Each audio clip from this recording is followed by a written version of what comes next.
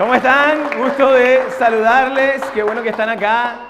Bienvenidos los que están por primera vez también. Quiero que sepan que todo lo que hacemos está pensado en ustedes. La idea de nuestra iglesia es poder abrir nuestros corazones y las puertas de nuestra iglesia a personas que conozcan a Jesús, y nuestra misión es que podamos inspirar a las personas, podamos inspirar cada uno de nosotros a tener una relación con Jesús. Es muy importante. Y bueno, y es el título también de nuestra serie, Investigando a Jesús.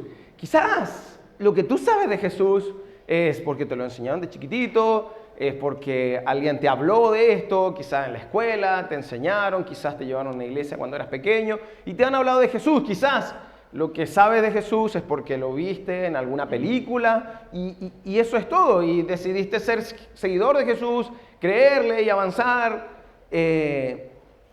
Pero a lo largo del trayecto, muchos de nosotros nos pasa que ya llegó un punto que no es suficiente esa creencia o esa primera creencia, esa pequeña fe que tuvimos de niños. Cuando llegamos a la vida adulta es como que se vuelve un poquito más difícil creer y sostener una creencia en Jesús y en todo esto, ¿no? Porque, vamos, Jesús parece tan bonito cuando niños los problemas se van a solucionar y te dicen, cree en Jesús. Nuestros hijos están muy ilusionados con Jesús, aprenden de Él y sienten que todo, pero cuando la vida tiene problemas, uno se pregunta, bueno, ¿dónde está Jesús? ¿Dónde está Dios en esta situación? Y ahí es donde hay momentos que flaqueamos. Si nuestra fe, la inicial, a veces no es lo suficientemente robusta para aguantar el escrutinio, las preguntas, las dudas que te hace la sociedad, que te hacen en el colegio, en la universidad, en tu trabajo y en los diferentes lugares, y esas dudas van incrementando tus dudas, no traen soluciones, traen más dudas. Entonces esa fe infantil, esa fe de niños, ya no es suficiente para la vida adulta. No soporta el peso de la vida adulta. Ni hablar, esto es todo lo que te hablan de afuera, pero ni hablar tus propias dudas, tus propios cuestionamientos acerca de la fe, acerca de Dios, acerca de Jesús. Así que esta serie, Investigando a Jesús, nos va primero a la primera pregunta que nos vamos a hacer es la siguiente: ¿por qué seguimos a Jesús? ¿Por qué seguimos a Jesús? ¿Por qué tú sigues a Jesús? A lo mejor viniste acá, alguien te engañó con un almuerzo, alguien te dijo ven porque luego reparten algo, o hay muchas solteras o hay muchos solteros. Y todo. Sí, pero todavía no. Hay solteras y hay solteros, pero todavía no. Pero bueno, quizás te invitaron engañado para hoy. El punto es, ¿por qué seguimos a Jesús? ¿Por qué existe un Jesús? A lo mejor no eres seguidor de Él, pero ¿por qué existe un Jesús? ¿O es un cuento?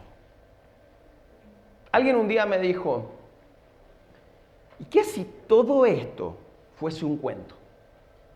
¿Qué si todo esto fue una mentira? Un cuento, alguien lo creó y por años y años y años y años y por 2000 años la gente se acostumbró a contar esta historia y bueno, nos llegó a nosotros y decidimos creer esto porque nuestro país, nuestra sociedad, toda la gente creía en esto, entonces naturalmente terminamos creyendo en esto. ¿Saben que mucha gente cree en eso? Yo creía así, que esto funcionaba de esa manera, que la fe en Jesús comenzaba desde ese lugar. Entonces, por eso creo en Jesús, porque todo el resto cree.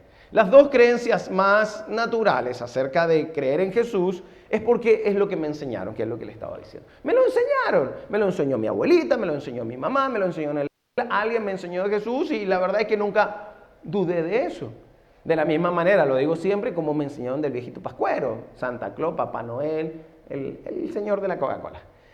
Este viejito, y muchos creyeron en él. Por cierto, existe, ¿ah? Sí, existió un señor que daba regalitos. Es verdad que existió. Ahora que vaya a tu casa a llevar esas cosas. No, yo lamento haberle explotado el globito a alguno de ustedes. O a sus hijos, pero aquí no hay niños ahora. Bien, entonces es por lo que nos enseñaron. Entonces, creemos en Jesús, seguimos a Jesús porque nos enseñaron así. Y la otra, natural, la mayoría de nosotros, es porque la Biblia lo dice. Y hemos creído que la Biblia, ese libro grande que respetamos, no sabemos por qué, pero respetamos, y decimos, bueno, la Biblia, respetamos pero no leemos. Entonces la Biblia, si eres de familia cristiana o que te acostumbraron a ir a la iglesia, tú respetas la Biblia, no la lees, pero la respetas. Hay gente que la deja abierta para que no pase nada. Ponla en el Salmo tanto y sabes que no te van a entrar a robar nunca. Entonces creemos que ese libro, como vemos las películas, ¿no? El libro filosofal, el libro de esto, el libro de esto otro, y ¡ay! Son libros mágicos. Y lo miramos así, y desde ese lugar hemos visto la Biblia. Que la Biblia no es un libro, la palabra biblos viene de biblioteca, es un conjunto de 66 libros en lo general, ¿bien? Entonces, hemos visto la Biblia así como algo que se respeta, entonces como dice que dice ahí, entonces tengo que creer. Y ya, y no debo dudar y todo. Entonces, esta serie tiene el enfoque de investigar. Vamos a investigar a Jesús, el protagonista de todo esto. ¿No es cierto? El protagonista de todo esto. De hecho, ya que estamos hablando de la Biblia, de tapa a tapa, el tema principal de la Biblia es acerca de Jesús. Desde Génesis 3:15 hasta el final de lo que ustedes conocen como la Biblia, el tema principal es Jesús, desde Génesis 3:15, que fue una promesa hasta el cumplimiento de toda ella y todas las cosas que se están cumpliendo. Entonces, el tema principal de la Biblia es Jesús.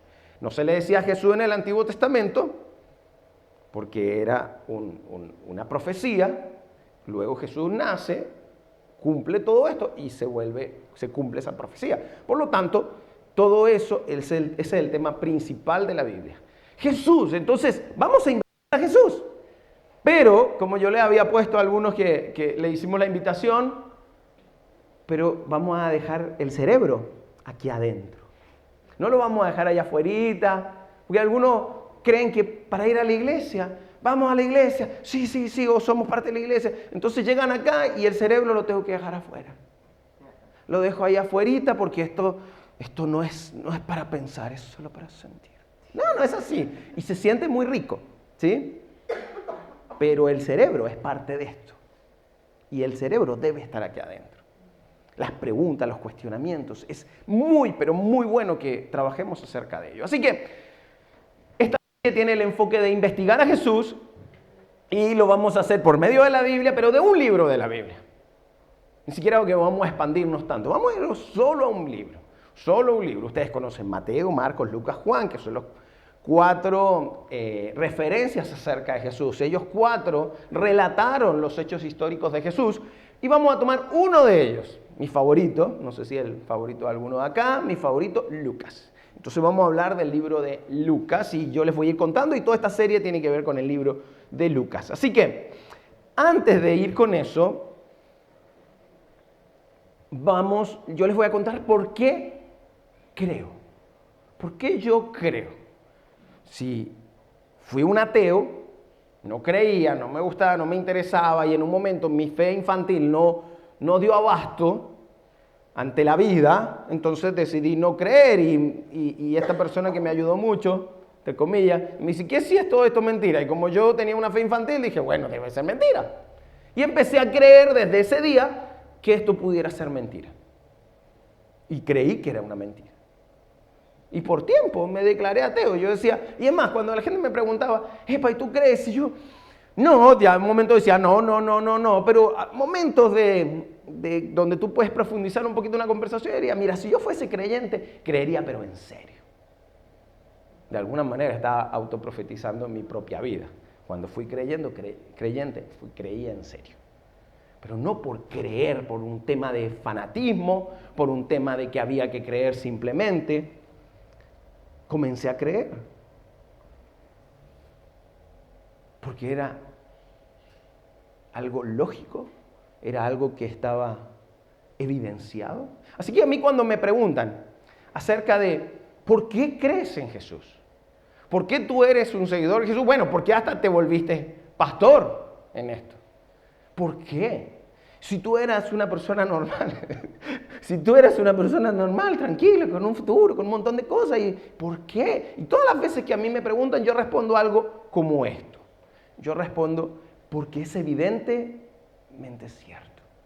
Esto es mi respuesta. Y si puedo dar algún argumento un poquito más profundo, es porque creo que hay evidencia suficiente para creer que todo esto es cierto. Y claro, uno dice, bueno, pero es lo que respondería un creyente, un pastor, un cristiano, es lo que respondería. No. La mayoría de las personas responden, es que yo siento. Y no está mal porque llega el punto que sí sientes.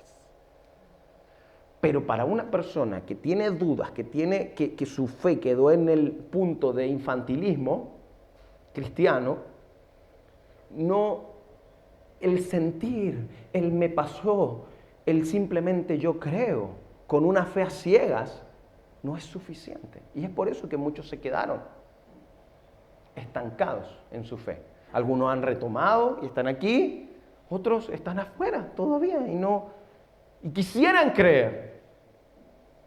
Pero nadie me muestra algo diferente. Solamente me hablan de sentir, solamente me hablan de emociones, solamente me hablan de cosas así, pero no me dan algo. Y hay gente que es así. A mí me encanta la gente que cree y no tiene que corroborar nada. Yo de verdad siento una admiración de personas que creen y no dudan nada y le dan, como los niños, pero hay personas adultas que son así. Yo creo y no tengo ninguna duda. Y evidencian su fe de una manera impresionante. Y yo admiro a esas personas, porque yo no puedo hacer eso. En sí mismo, yo considero que mis cuestionamientos son un defecto. Cuando yo veo personas que tienen una fe increíble en esas cosas. No, yo necesito evidencias. Yo necesito que alguien me muestre las cosas como son. Que me den algunos puntos. No me hagas creer porque tengo que creer nada más. Soy bastante escéptico en ese tipo de cosas. Y sé que muchos de ustedes son así. O han sido así. Entonces, cuando estamos hablando de esto, les decía, creo porque es evidentemente cierto. Creo porque la evidencia que existe acerca de Jesús es robusta, es fuerte, es histórica. Y a mí eso completó mi fe, mi creencia. Entonces, ¿cuáles son esas evidencias? ¿Qué pienso de esas evidencias? ¿Por qué son suficientes para mí? Uno, Jesús existió y es un personaje histórico. Jesús existió. ¿Por qué? Porque dentro de mi ateísmo yo pensaba, mira, ¿sabes qué? ¿Por qué la gente cree en algo que no existió, con una fábula? Y eso era lo que yo creo. Y la mayoría de los ateos, muy ignorantes por cierto, creen que esto es mentira, que Jesús no existió. Tú no puedes sacar a Jesús de la historia, porque evidentemente existió. Historiadores, personajes fuera de lo que son las escrituras, como Plinio, Josefo, Tácito, historiadores romanos, que no tenían nada que ver con el cristianismo, que no tienen nada que ver con la Biblia, escribieron acerca de Jesús. Y escribieron como algo cierto, no como, no, mira, sí, no, lo que pasa es que estos tipos inventaron un ser. No. Esta gente habló de Jesús como algo real, porque habían evidencias históricas que comprueban que Jesús existió. Así que cuando un ateo, hoy día, me habla, y yo no lo miro como fui ateo, no lo miro como enemigo, al contrario, empatizo mucho, pero me río de mí mismo a través de ellos, cuando, no, yo no creo que eso, porque eso no existió, y, ay, pobrecito. Y lo único que evidencian es su ignorancia, que también la tuve, por eso me río de mí mismo. Oh, no, yo creo en la ciencia, yo creo en el Big Bang. Es increíble la cantidad de gente que responde eso. Yo creo en el Big Bang. Sí, el Big Bang es una teoría cristiana acerca de cómo ocurrieron las cosas. Cómo de alguna manera hubo un chasquido, no el de Thanos, un chasquido que generó algo, y es una forma de cómo apareció la luz.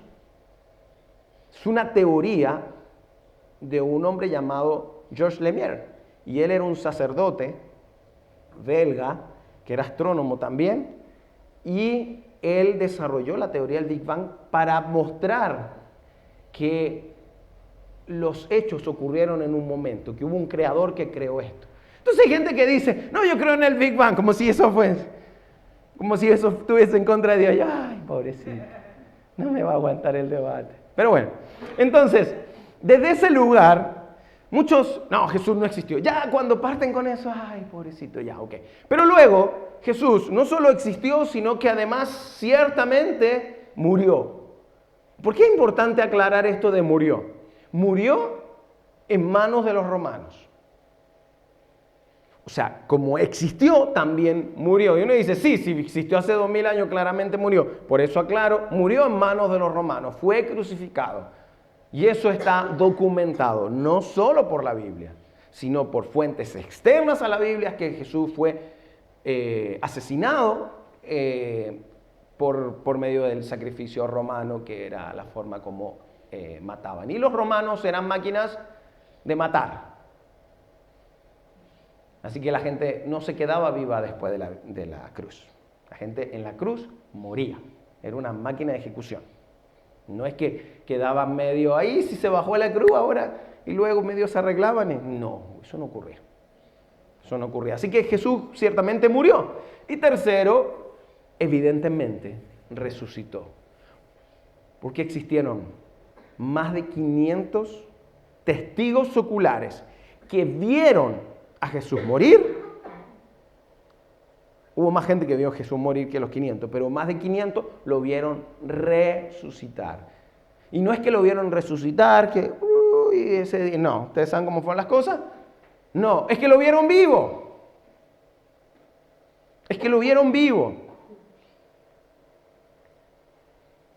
Entonces, esta historia no es de un tipo, hablando de Jesús, que un día apareció entre sus seguidores y le dijo, ¿sabes qué? Yo morí el fin de semana, ustedes no me vieron, pero yo morí el fin de semana y resucité. Epa, ¿pero quién te vio? Mi mamá, mi hermana y el perrito que tengo. Y sí, yo morí y todo. ¡Ah! ¡Qué maravilloso! Creemos en ti. Armemos una iglesia que durará 2000 años. Y ¿ustedes creen que las cosas fueron así? Eso no hubiese soportado. Una historia como esa no soporta el escrutinio en la historia de 2000 años. Hay gente que cree que esto es un cuento de hadas. Y una historia como esa no soporta. Entonces, el punto fue, a Jesús lo vieron resucitado.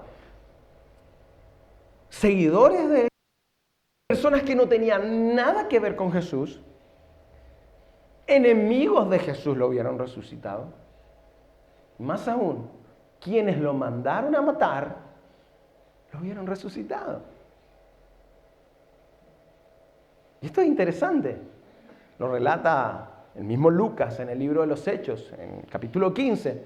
Relata que los fariseos, quienes mandaron a matar a Jesús, quienes lo entregaron, lo atraparon, lo entregaron a los romanos para que sea sacrificado, asesinado, ellos mismos se convierten al cristianismo. ¿Cómo tú te conviertes en un seguidor de alguien que mandaste a matar? Piénsalo. Alguien te cae muy mal. No piensen en Maduro. Alguien te cae muy mal. Estamos hablando que ustedes son malos. Ustedes, yo sé que son todos buenos, pero vamos a una hipótesis. Tú mandas, te cae mal, tiene un problema y lo mandas a matar. Y esa persona, ¿por qué? Porque dice ser alguien que tú no crees. Y dices, no, este tipo es un mentiroso. Y lo manda a matar, tiene ese poder y lo matan. El tipo muere, tú lo ves morir. Y de pronto el tipo anda caminando. Entonces, yo te vi morir. Y ahora tú estás vivo, demostrando ser quien dijo ser. ¿Ustedes qué harían? Nos mató de nuevo. ¿Qué harían? Si este tipo demostró quién dijo ser, me vuelvo su seguidor. Y eso fue lo que pasó con los fariseos. Con una parte de los fariseos que hicieron, se volvieron seguidores de Jesús. ¿Cómo es posible que al tipo que mandamos a matar se vuelven seguidores? ¿Y por qué les relataba que esto está en Hechos 15? Léanlo. Porque en las reuniones de creyentes, de cristianos, ¿quiénes estaban? La secta de los fariseos. Como creyentes. Interesante. Entonces, y así fue con toda esta gente que lo mandó a matar. ¿Qué pasó con esa gente? No solo lo vieron, muchos después, alrededor de esto, creyeron en el testimonio de 500 personas que lo vieron morir, testigos oculares.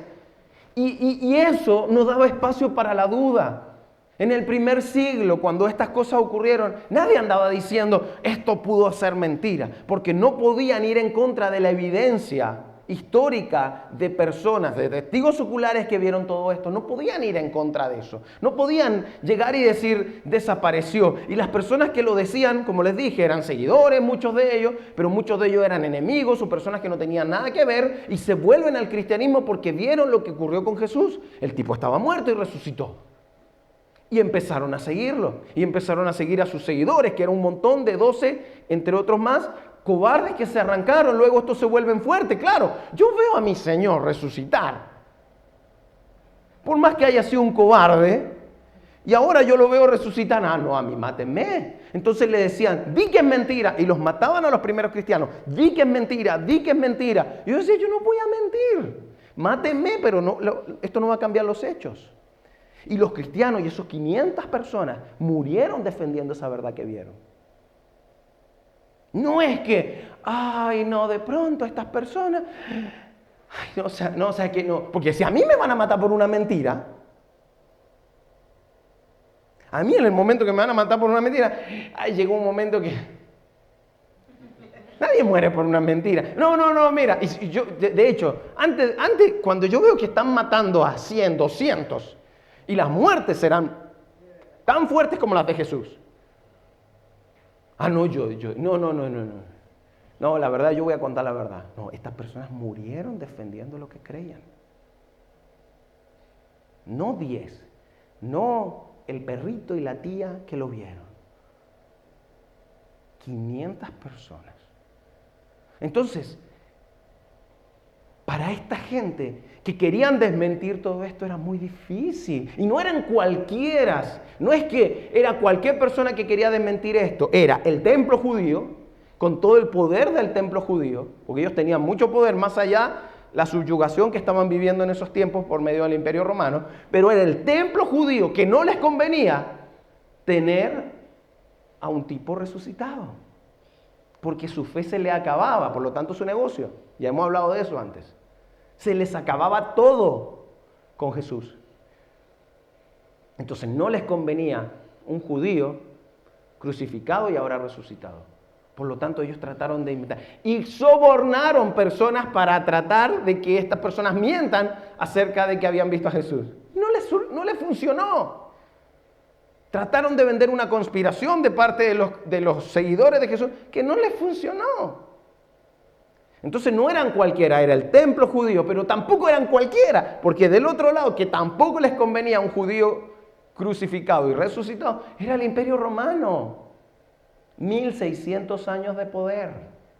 No les convenía algo como eso. Así que mira las posibilidades que tenía un puñado de cobardes versus el templo judío y el Imperio Romano. Un día un amigo me hace una pregunta, me dice, mira Mauricio, yo estuve pensando, él es ateo, yo estuve pensando, ¿cómo es posible que esto haya permanecido por tanto tiempo y de una manera tan fiel? No lo puedo entender.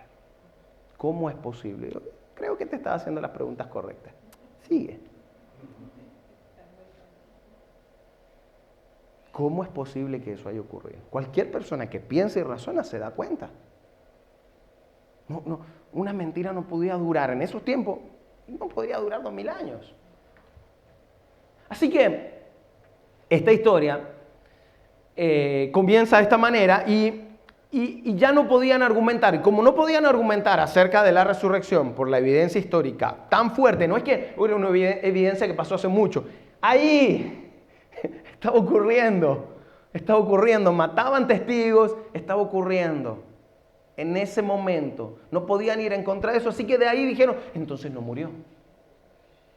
Por eso que el punto 2 lo aclaro ahí. Por eso decían, entonces no murió, y de ahí vienen las versiones que hoy día se hacen más famosas, porque en ese tiempo eran basura. Y hoy día se hacen famosas porque escriben un libro. Como por ejemplo donde habla acerca de que Jesús en realidad le dio catalepsia.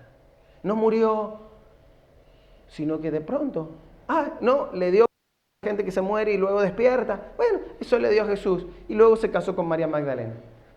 Y la gente cree eso, que no tiene ni un contexto histórico. Yo he visto la película y me encanta. Me encantan ver películas como esa. Pero si tú revisas la evidencia histórica, es basura. Se equivocan en un montón de cosas históricas, ni siquiera bíblicas. Entonces, pero hay gente que cree eso. Entonces, estos estupiditos que no han leído nunca nada,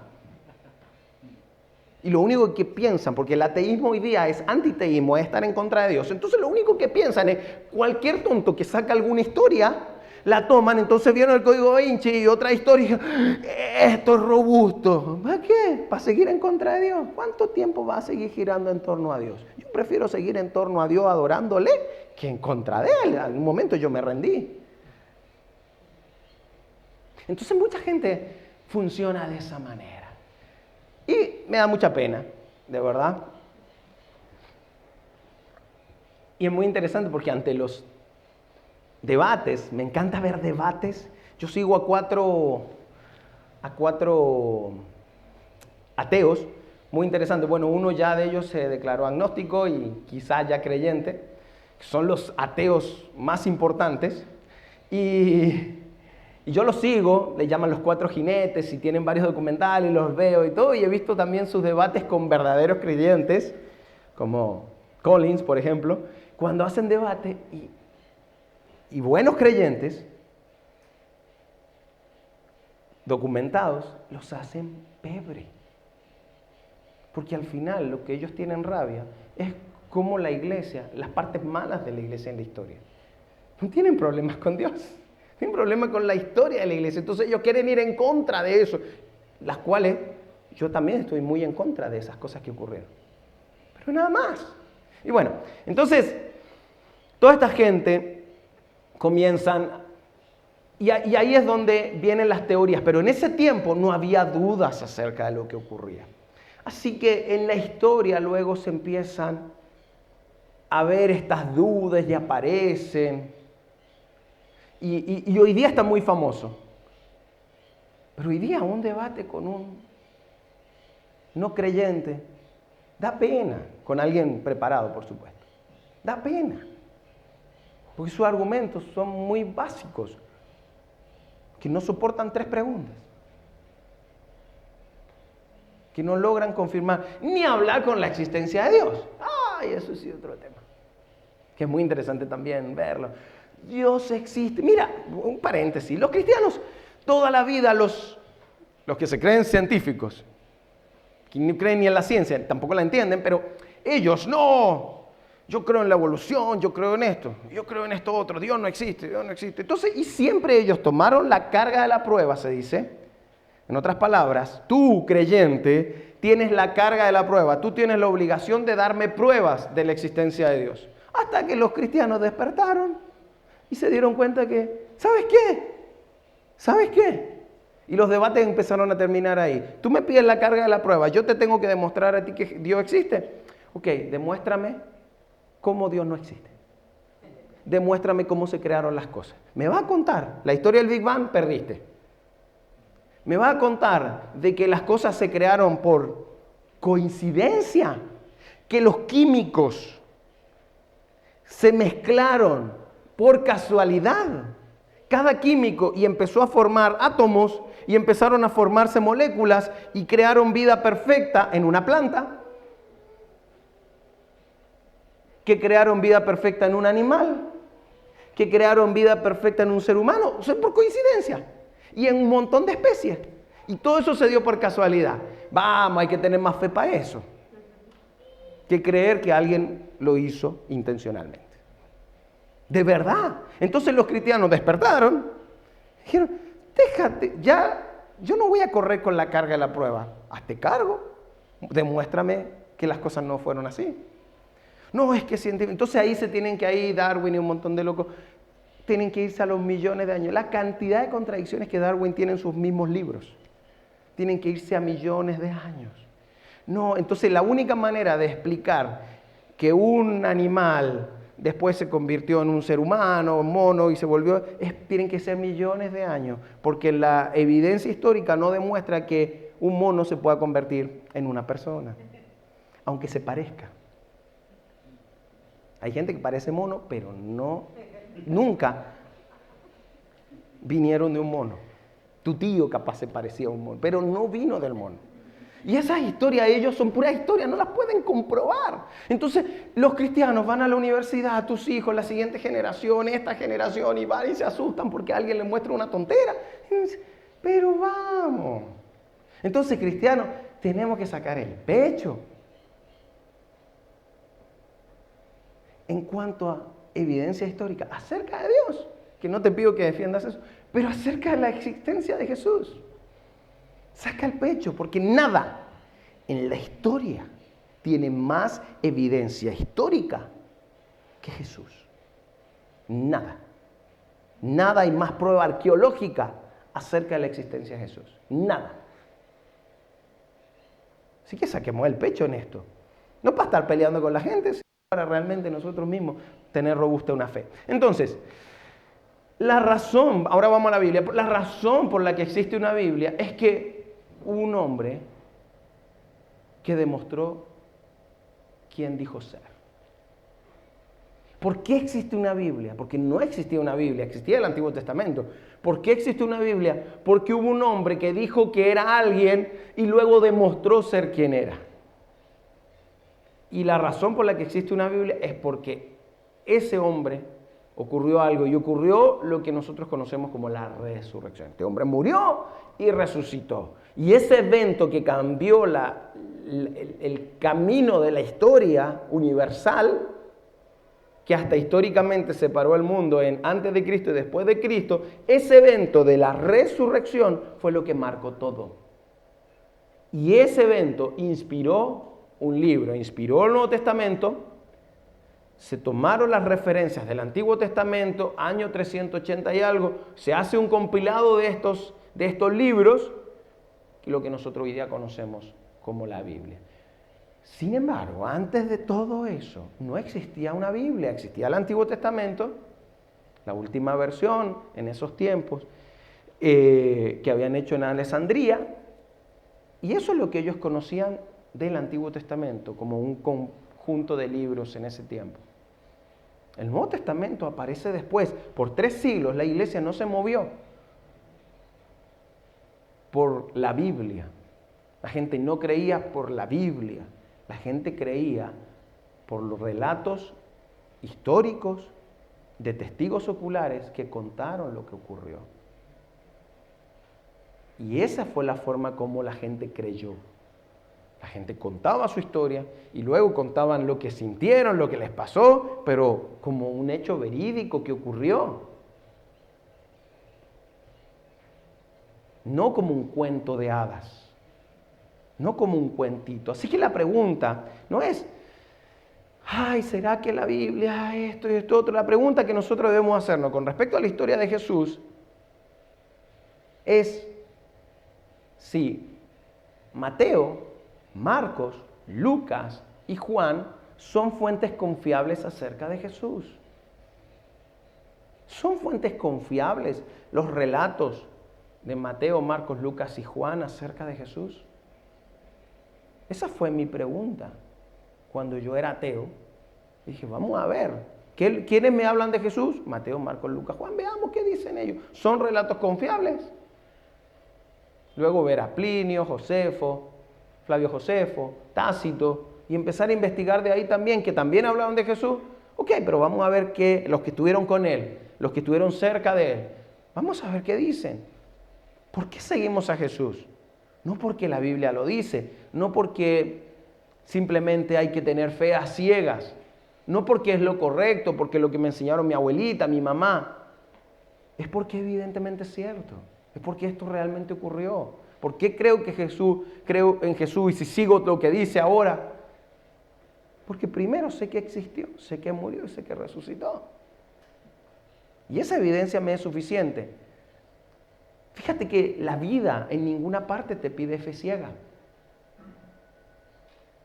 Por ejemplo, los que hemos tomado avión, la mayoría, cuando te sube un avión, ¿tú sabes que los aviones se pueden caer? ¿Sí? ¿Se caen mucho los aviones? No, ¿cierto? De hecho, siguen diciendo que es la forma más segura de viajar. Así que nos subimos a un avión. Más allá de que yo lo hago, seguramente ustedes también, Señor, que todo esté bien, y que no sea el vuelo. Entonces, yo hago esas oraciones. ¿Sí? El último viaje disimulé más para no asustar a mi mamá, pero yo hago esas oraciones. Pero tú no vas y vuelas.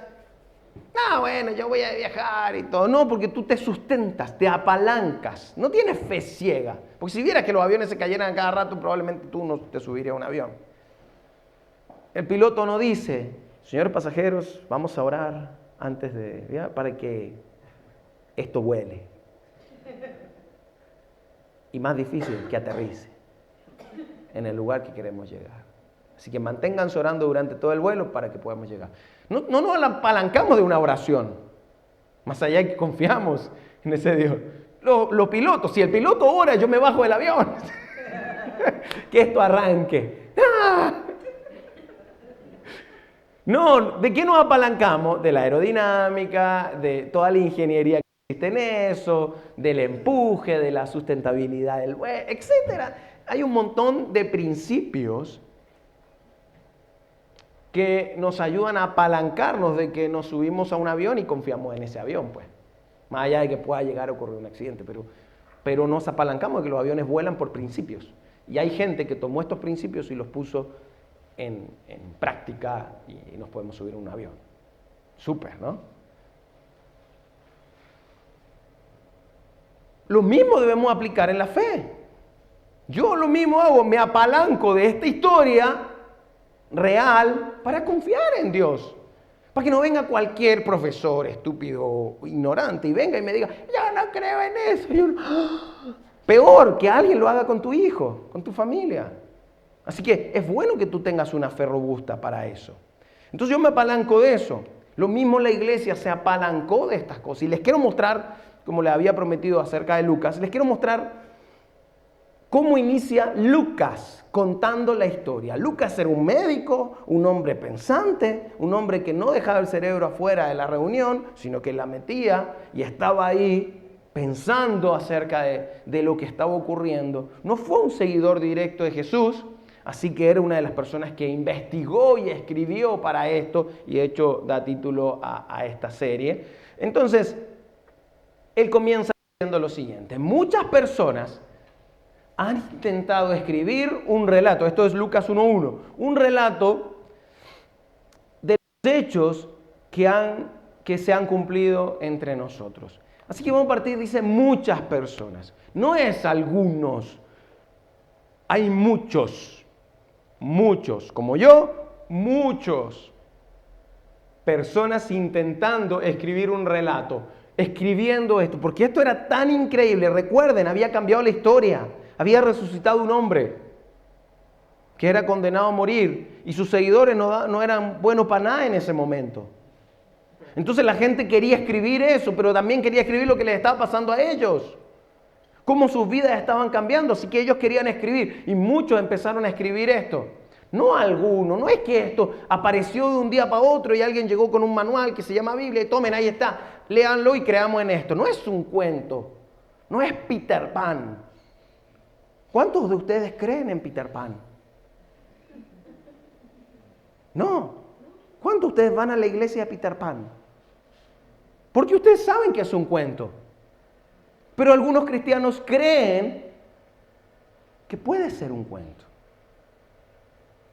Entonces, esto no fue así. Habían personas que querían escribir acerca de esto que había ocurrido. Entonces, de todos estos hechos, de hecho, luego nosotros conocemos el libro de Hechos.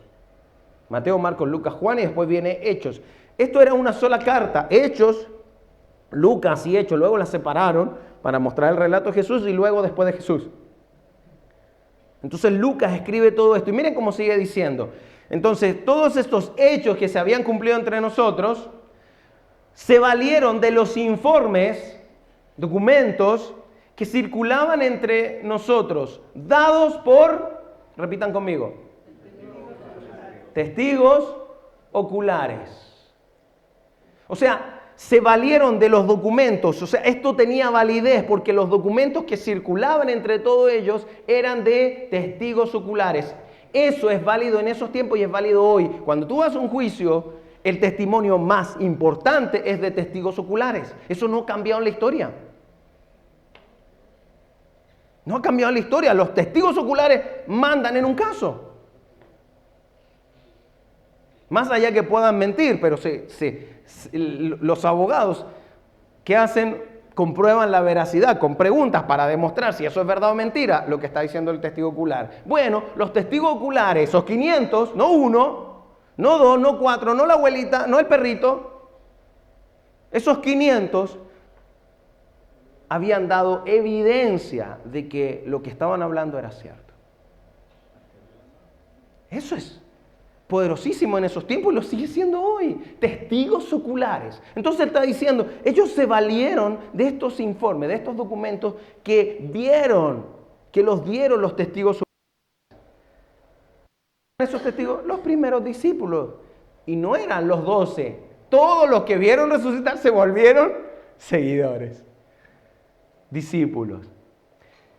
Y luego dice, y aquí la clave, de investigar todo con esmero desde el principio, o sea, luego de yo investigar, hacer una investigación desde el principio de todo esto, yo también decidí escribir un relato fiel para ti, muy honorable Teófilo.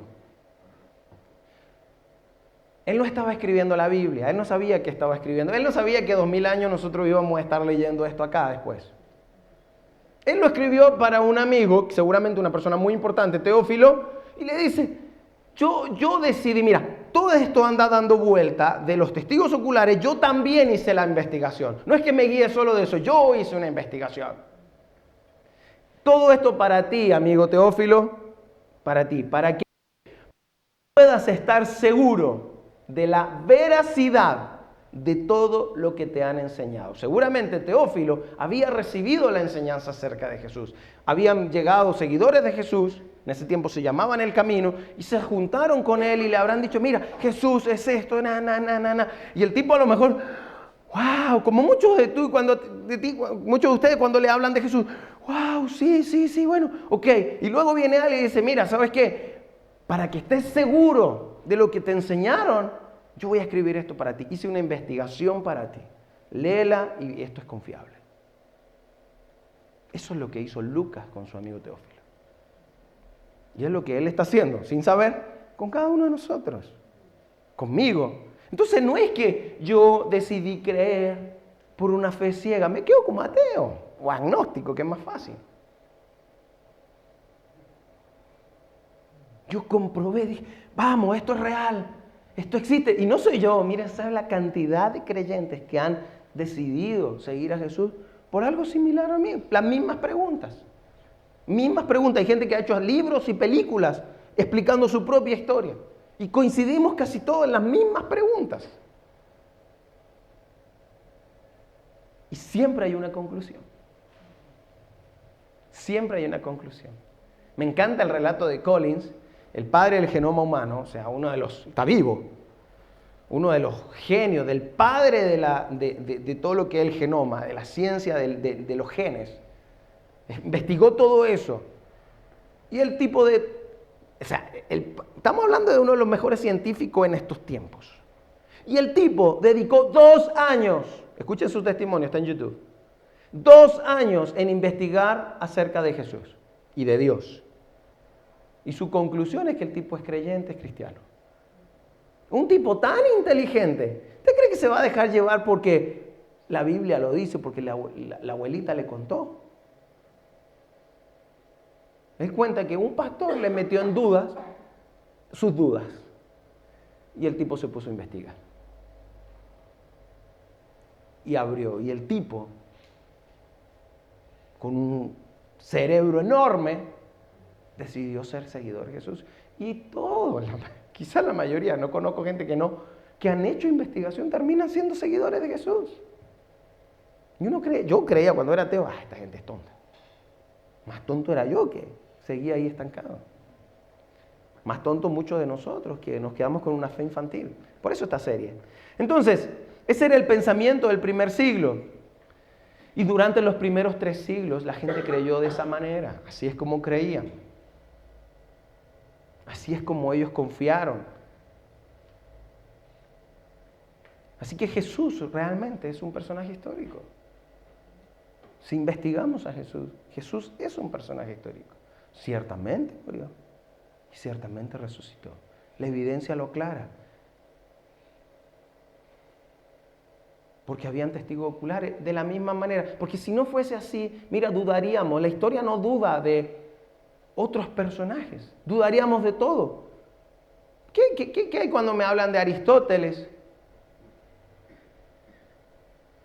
Cuando me hablan de Aristóteles, ¿será cierto? ¿Será mentira? No, hay evidencia histórica que muestra que Aristóteles existió.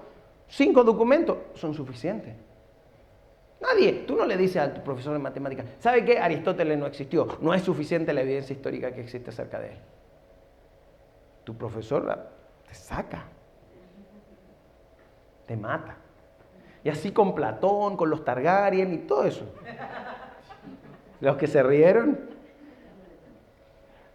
Es un chiste, los Targaryen no tienen nada que ver en esto. Pero volviendo al chiste.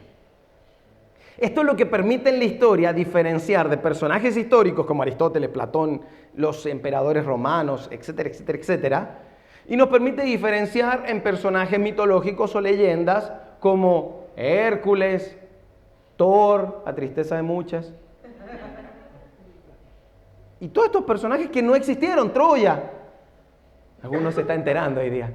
No existió. No son leyendas, son mitos. Troya y todas estas cosas no existieron. Entonces, nos permite todo este escrutinio que ha existido por toda la historia, todo este escrutinio nos permiten decir, este fue un personaje histórico y este no.